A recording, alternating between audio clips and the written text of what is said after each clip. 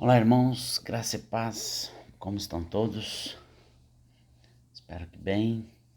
Estamos iniciando desde a semana passada uma nova série de estudos bíblicos, sobre o que é ser discípulo. Semana passada vimos que o discípulo é aquele que segue Jesus, faz discípulos e ensina outros a serem discípulos de Cristo. Vimos que seguir Jesus envolve a autonegação a si mesmo. Para seguirmos a Cristo, precisamos negar o nosso próprio ego, colocar Jesus no centro da nossa vida. Negar de forma veemente o nosso ego. Eu nem conheço esse homem, está errado no que ele está fazendo. Sou eu mesmo, referindo-se a si mesmo.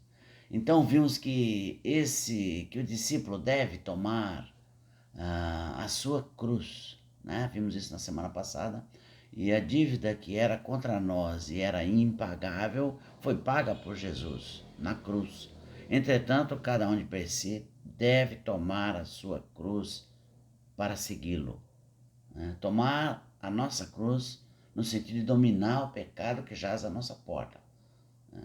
Tomar a cruz no sentido de mortificar as obras da carne, através da prática de justiça. E mais, se eu não tomar, se eu não tomar a cruz, não posso ser discípulo, eu não sou discípulo. Se eu não tiver a autonegação, não sou discípulo. Tá certo? Então, posso ser qualquer coisa, um religioso, um filósofo, discípulo de Jesus. Não, porque é uma condição sine qua non tomar a cruz e negar-se a si mesmo para ser discípulo de Jesus. Amém? Então agora eu queria rogar ao Senhor que nos conduza nessa reflexão de hoje. Vamos abrir a nossa Bíblia em 2 Timóteo 2, 3 e 4. Esse livro de Timóteo compara o discípulo ao soldado de Cristo, E é exatamente isso que nós vamos ver. Ser discípulo é ser soldado de Cristo, O soldado de Cristo. 2 Timóteo 2, 3 e 4 diz assim: participa dos meus sofrimentos como bom soldado de Cristo Jesus.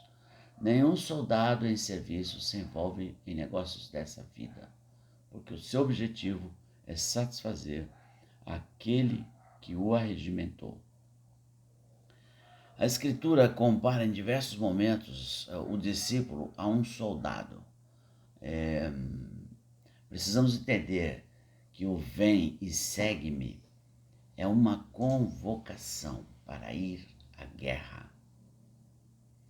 Precisamos entender que nessa jornada devemos agir como um soldado. O soldado, ele, conforme diz o texto, não se envolve nos negócios da vida, ele vai atuar como soldado. Ele é completamente dedicado à função, à missão que ele recebeu como um soldado.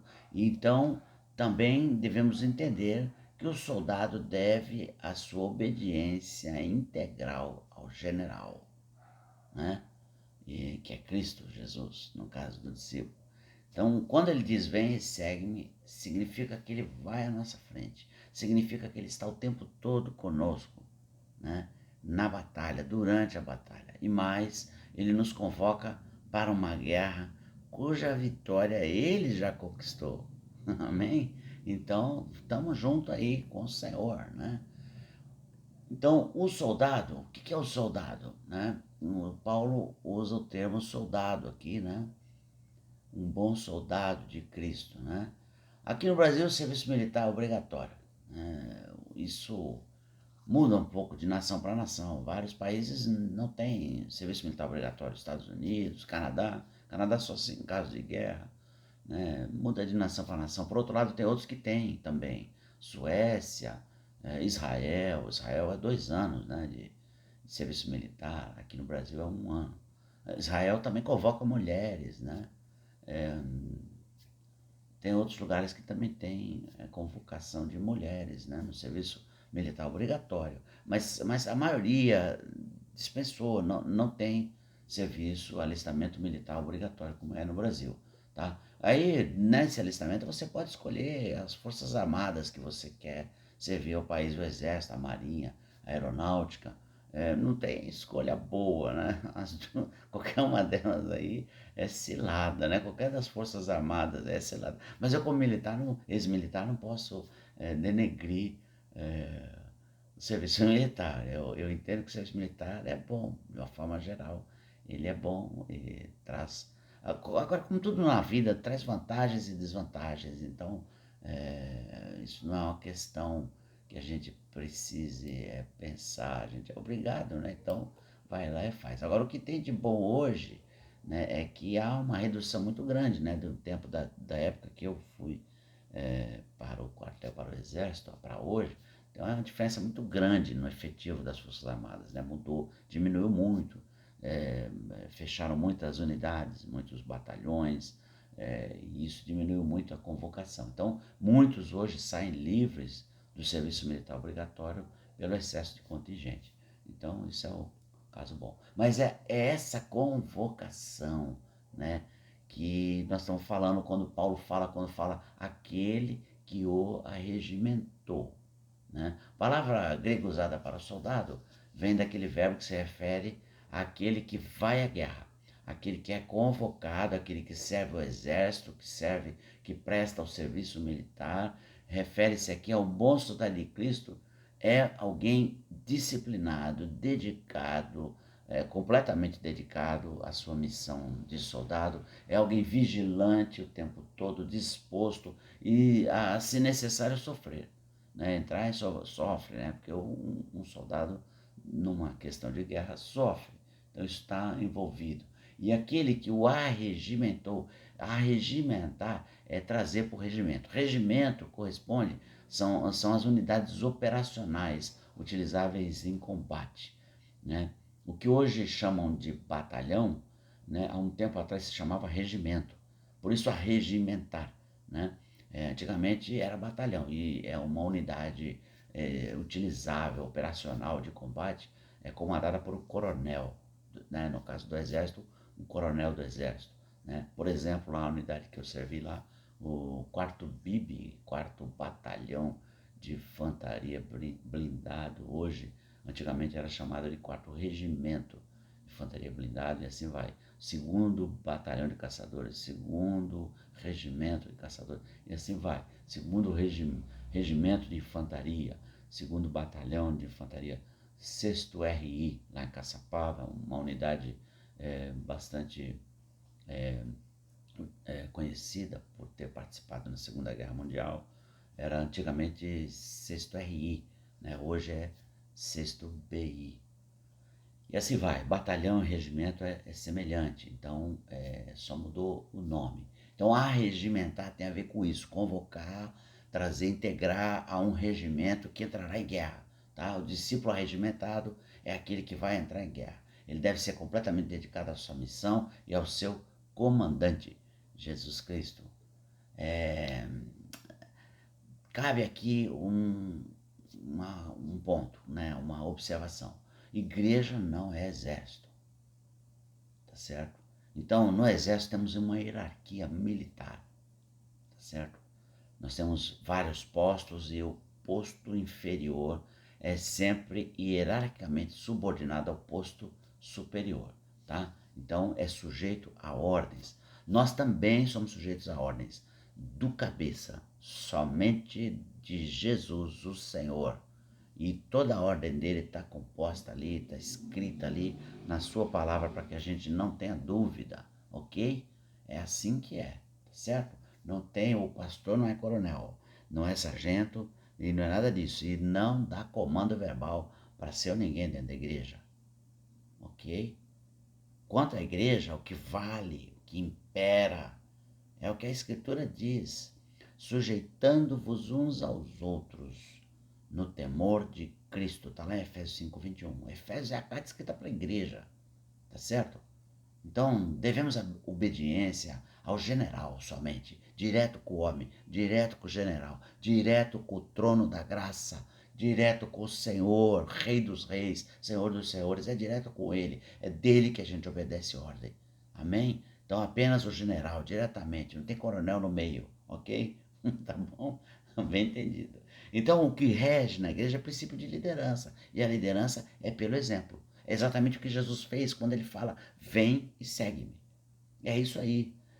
O máximo que eu vou falar, que algum líder fala, faz o que eu estou fazendo, ok? Se a liderança de Jesus foi assim, a de qualquer outro tem que ser assim, não é verdade? Então a gente dirige pelo exemplo e não por ordens verbais. Esse abuso de autoridade, ok? Além de exemplo, abuso de autoridade. Então, o soldado de Cristo refere-se ao fato de estarmos em guerra espiritual e por isso é que nós estamos comparados ao soldado, porque nós estamos em guerra. Lá em 2 Coríntios 10, 14, 2 Coríntios 10, 4, capítulo 10, versículo 4, diz que as armas da nossa milícia não são carnais, e sim poderosas em Deus para destruir fortalezas, anulando sofismas. Então, as armas da nossa milícia têm poder em Deus, linkado nele, ok? Elas não são carnais, não são armas humanas. Elas são poderosas em Deus. Destrói fortalezas, destrói ilusões, sofismas, argumentos lógicos para mudar a verdade, né? Com engano, enganando, ok? Isso é sofisma. Então tudo isso aí são as nossas armas, as armas da nossa milícia. Milícia vem exatamente de militar, miliciar. Militar é você entrar em guerra, tá certo? Então, as armas da nossa guerra, da nossa milícia, não são carnais, tá bom? Por isso que nós temos que estar ligados direto no general, não tem meio termo, tá certo? Tipos de guerras. Nós fomos chamados, convocados, mas não foi para entretenimento, não foi para diversão, passatempo, tá certo? O cumprimento da missão envolve guerra, luta, mas é um tipo de guerra diferente, não vamos trocar tiro nenhum, nada disso, tá certo? Como discípulo, soldado de Cristo, que tipo de guerras que a gente luta? Diferente dessa guerra que a gente vê aí, um matando o outro, né? Primeiramente, o Efésios 6,12 vai dizer que a nossa luta não é contra carne, sangue e carne, e sim contra principados e potestades, contra os dominadores desse mundo tenebroso, contra as forças espirituais do mal nas regiões celestes. Nós estamos falando aqui que a guerra não é contra pessoas. Então evita ser pessoal. Quando você está falando de Jesus, quando você está... porque não é contra as pessoas, elas são vítimas da guerra, né? Mas a nossa luta é contra forças espirituais do mal, tá? O propósito de Paulo aqui, quando fala isso, no texto de Efésios, é falar que nós estamos em uma guerra espiritual. Estamos em uma batalha espiritual. Não é satisfazer curiosidade, é nos advertir quanto à hostilidade dessas forças. E a gente precisa atentar para isso. Por isso o capacete da salvação, couraça do Espírito, a espada do Espírito, couraça da fé, o escudo da fé, né? E assim vai, tá bom? Vai lá, tem que veste uma armadura de alguém que vai para uma guerra, tá certo? Pelo menos na época dele. A gente não veste isso, né? É diferente, né? Então há uma guerra sendo travada. O Paulo está deixando claro isso. O diabo e certos principados e potestades sob o seu comando, sob o seu domínio, querem exercer domínio sobre esse mundo e estão em guerra contra nós, porque nós não estamos subordinados às suas forças. Ao contrário, né? Portanto, vamos ter cuidado, né? Vamos ser vigilantes. O Senhor manda, Paulo manda vestir a armadura de Deus, né? E em 1 Pedro 5,8 diz assim: sede sóbrios e vigilantes. O diabo, vosso adversário, anda em derredor, como leão que ruge, procurando alguém para devorar. Ele vem para roubar, matar e destruir, né? Então, se a gente não prestar atenção, a gente leva um tombo, uma rasteira, né? Temos que ficar ligado. Tem algum tipo de guerra que a gente trava? Sim, temos. A primeira é contra as forças espirituais do mal. É a guerra espiritual, a batalha espiritual. A segunda, tem alguma outra? Tem sim, a guerra contra a carne. E aí nós estamos falando no texto de Gálatas 5,17. Diz assim: porque a carne milita contra o espírito, e o espírito contra a carne, porque são opostos entre si, para que não façais o que porventura seja do vosso querer. Nós estamos falando aqui que a carne milita contra o Espírito de Deus. Porque quando nós recebemos Jesus, o Espírito de Deus vem habitar em nós. Nós passamos a ser a habitação de Deus, né? Através do Espírito Santo. Quando aqui diz que a carne milita, mais uma vez essa palavra, entra em guerra contra o Espírito. Nós estamos falando de nós mesmos. Não é da carne, né, gente? Não é o corpo. Não é aquela teoria dos gnósticos lá de 1 João. O corpo é mau. O espírito é bom. E não. O espírito humano é bom. O espírito de Deus é bom, né? O espírito humano faz parte. Nós estamos falando alma e corpo como uma coisa única. E chama isso de carne. Por quê? Porque quando você fala aqui, você está falando do pecado, da inclinação para o pecado, tá certo? Então a carne milita, a nossa carne inclinada para pecar, ela milita contra o Espírito de Deus que está em nós, tá? E o texto diz que eles são opostos entre si, para que não façais o que porventura seja do vosso querer. E você termina fazendo aquilo que você não quer, tá certo? Então, carne não se refere ao corpo físico, mas a todo o nosso ser, corpo e alma envolvido. Eu acho que o texto tem a ver com aquele texto de Romanos 8,6 que diz: porque o pendor da carne dá para a morte, mas o do espírito para a vida e paz. O pendor da carne, a inclinação da carne, né? Trata-se de uma inclinação para o pecado, de todo o nosso ser, carne e alma, né? Nós pecamos em pensamento, palavras e obras, né? Então nós pecamos fazendo coisas erradas, pensando coisas erradas, falando coisas erradas, tá certo? Ok? Então isso dá para a morte, mas a inclinação para o espírito dá para a vida. Então a gente tem que, nessa guerra, alimentar a nossa ligação, o nosso relacionamento com Deus, né? É isso que tem que ser alimentado na nossa vida, para que a gente possa vencer essa batalha contra a nossa própria carne, uma guerra interna, uma luta sendo travada dentro de nós, né? Contra o pecado, tá bom? Para nós satisfazermos aquilo que nós queremos, o que é do nosso querer, né? E não os desejos da carne, a carne inclinada para o mal. Então, esse é um paralelo do que a gente viu na semana passada, né? Nós falamos sobre tome a sua cruz. Está falando exatamente sobre isso, né? Tomar a cruz é andar consciente de que você é um cara pecador, meu. Né? Você não tem mérito, você está na graça de Deus. Você está debaixo da graça de Deus, né? E também que você deveria ser morto, merecia a morte por causa de Jesus. Você não vai. Mas o tomar a sua cruz é lutar contra essa inclinação de agir mal. Você já está salvo, mas você continua agindo errado. E eu também. E nós temos que mudar isso, trabalhar para mudar isso. Tomar a cruz é fazer isso.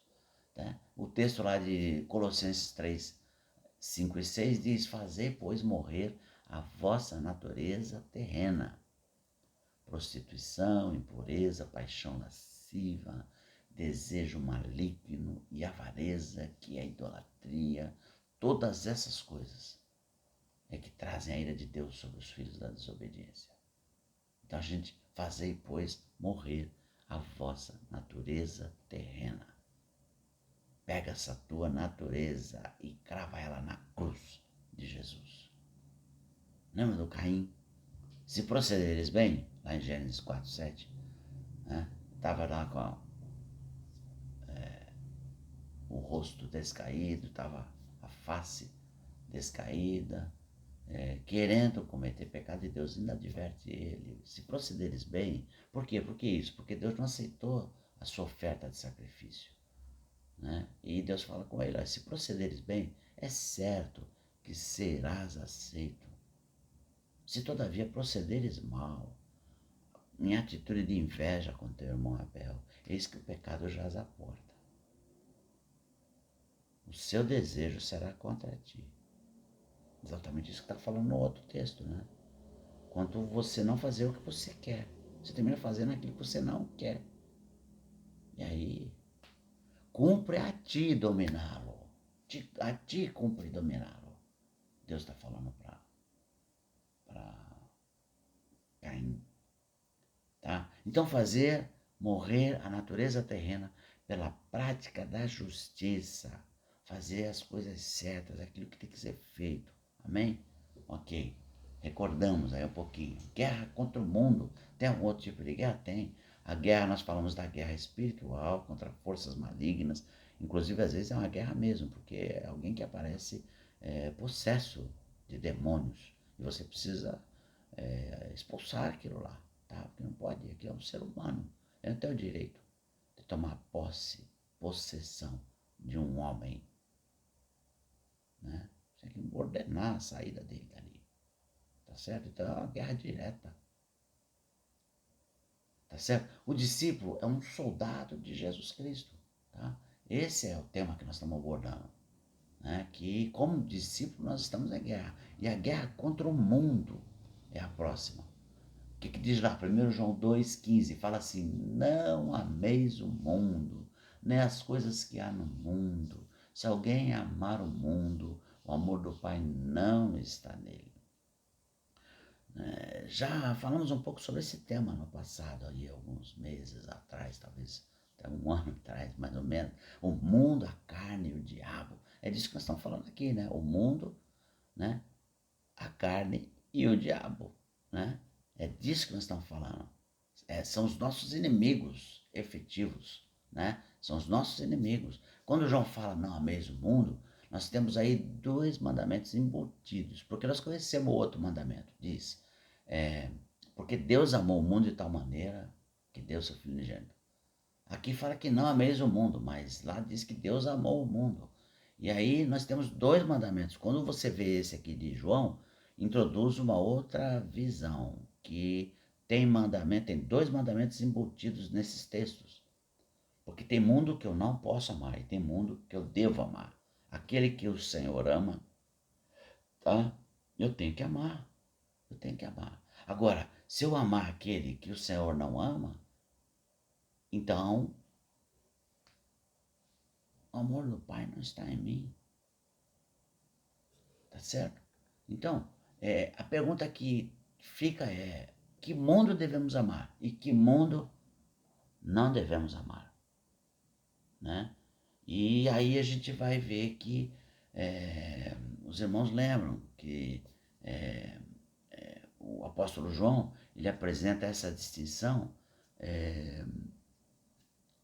falando sobre que não devemos amar o mundo. Mas que mundo é esse? A distinção está no mundo. Um mundo precisa ser amado, o outro não. Então a gente pode entender, porque ele explica na sequência o que é o mundo que nós não devemos amar, né? E a gente pode concluir também na sequência que qual é o mundo que nós devemos amar.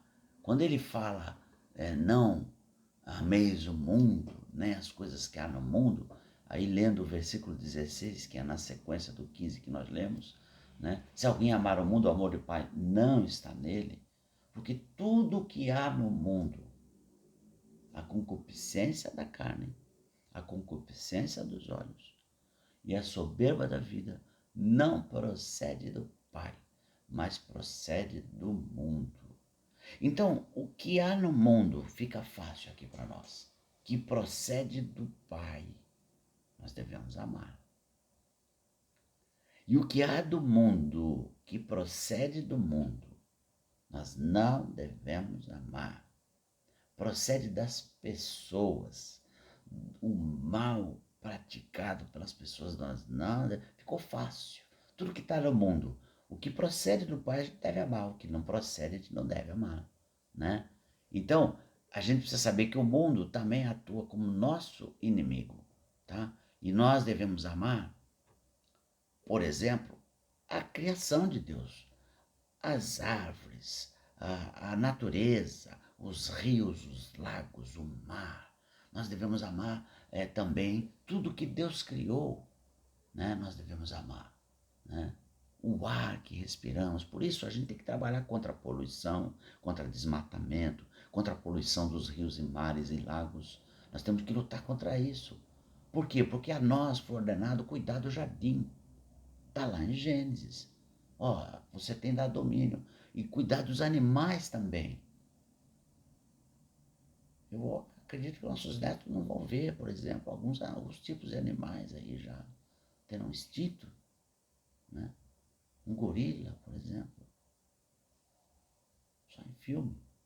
Um grande felino, né? Porque a gente está acabando com tudo, o ser humano está acabando com tudo. Nós devemos amar o mundo e devemos trabalhar para que isso não ocorra, tá certo? Porque procede de Deus, não procede do homem. Agora, o que procede do homem a gente não deve amar. E o que procede do homem? Né? Não, mas também tem outra coisa, a gente deve amar. O que procede de Deus, o homem procede de Deus. Agora, o que procede do homem não procede de Deus, que é o pecado. Então, toda a prática, a soberba da vida, a concupiscência dos olhos, a concupiscência da carne, é o que nós falamos aqui, em cima, imediatamente antes, é a guerra contra a carne. Porque tudo isso aí está dentro do ser humano, só que é uma luta interna. Mas nós enfrentamos como cristãos essa luta também pelos outros, que não conhecem o Senhor, e vão estar atuando com concupiscência dos olhos, com concupiscência da carne e com a soberba da vida, e promovendo sofrimento e desgraça humana para os outros seres humanos. Então, contra isso também temos que lutar. Então, temos que influenciar politicamente essa opressão, né? Essa ganância, né? Porque o país, o mundo inteiro, a gente produz 8 vezes mais alimento do que é necessário. Então tem sobra. Não sobra porque tem alguns que querem acumular riquezas demais. E aí gera fome no mundo. Países aí com gente morrendo de fome. E nós estamos aqui como igreja para trabalhar contra tudo isso. Ver que a guerra é grande, né? Não é fácil, não é pequena. É por isso que nós somos chamados, né, a trabalhar nessa guerra aí do Senhor, né, de transmitir a sua graça e o seu amor através de nós, tá certo? Então, essa inclinação para o pecado é que gera todos esses problemas aí, além das forças espirituais do mal. Então devemos lutar contra esses inimigos interna e externamente, quando se refere às outras pessoas, tá certo? E quanto ao mundo, devemos não amar o mundo. O que nós não amamos no mundo? Nós não amamos o pecado que está acontecendo, né? A guerra, o sofrimento humano. Nós temos que acudir o necessitado. Nós temos que trabalhar em todas essas frentes. É muito amplo, mas é o que a igreja precisa fazer. Nós precisamos amar as pessoas, mas não amar o pecado delas. São esse tipo de guerra que nós temos que travar, né?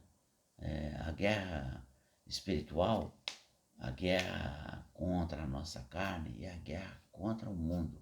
Assim entendido, o mundo, o seu sistema de valores, os pecados cometidos pelos seres humanos e os valores que eles têm para si como certos, né? Então guerreamos contra o mundo, não nos conformando com ele, acudindo o necessitado e tantas outras formas. Então guerreamos contra a carne, mortificando a nossa natureza terrena, crucificando a nossa natureza terrena. E guerreamos contra o diabo, isso está lá em Tiago 4,7, né? Sujeitando-nos a Deus e resistindo o diabo. É assim que nós enfrentamos a guerra contra o diabo. Bom, concluindo, né? Concluindo, chegamos aqui ao final. Primeiro, precisamos entender que temos um comandante nessa batalha e precisamos nos subordinar a ele, é Jesus, o Senhor. Primeiro. Depois, precisamos entender que estamos juntos nessa guerra. Você não está sozinho, eu também não. Eu tenho a você, você tem a mim também. E nós temos a Cristo. Nós todos temos a Cristo. Então, porque se o nosso exército se dividir, né, aí a gente vai ter problema. É comunhão, irmãos. Então eu tenho que estar disposto a perdoar. Eu tenho que pedir perdão. Eu tenho que perdoar sem nem ter pedido. Nós temos que andar junto, entende? Em unidade, tá certo? Mesmo tendo diversidade entre nós, precisamos ter unidade, né? E o conflito que nós estamos batalhando não pode nos distrair da missão principal, que é lutar pelo reino de Deus. Por isso Paulo orienta Timóteo como discípulo de Cristo. Lá na sequência ainda do texto de Timóteo, 2 Timóteo, agora 1, 13 e 14, diz assim: mantém o padrão das sã palavras que de mim ouviste, com fé e com amor, que está em Cristo Jesus. Guarda o bom depósito mediante o Espírito Santo que habita em nós. Ele fala para guardar as palavras sãs, as palavras com fé e amor. Mas ele não fala para guardar simplesmente você deter essas palavras, mas para você não apenas guardar, mas para você transmitir. Mas guarda na mente, no coração, na mente para entender, no coração para praticar e transmitir a outros, porque ele fala um pouquinho depois, em 2 Timóteo 2,2, ele fala: e o que de minha parte ouviste, através de muitas testemunhas, isso mesmo transmite a homens fiéis e também idôneos para instruir a outros, para passar adiante. As palavras de Cristo, de salvação, a palavra de Deus que nós recebemos, guarda como um bom depósito, tá? Por meio do Espírito Santo que habita em você, para você transmitir para outros. E isso ser transmitido continuamente. Foi assim que o Evangelho chegou até nós, né? Que como um verdadeiro discípulo de Jesus, que como um verdadeiro soldado de Cristo, possamos ter convicção da nossa missão, que é pregar o Evangelho, proclamar, ser testemunhas. A dedicação necessária na batalha, que a gente possa ter a dedicação necessária nessa batalha, né? E que devamos permanecer em estado de vigilância, de alerta, como um bom soldado de Cristo. Consciência constante de que estamos em guerra, nós não estamos festejando, não estamos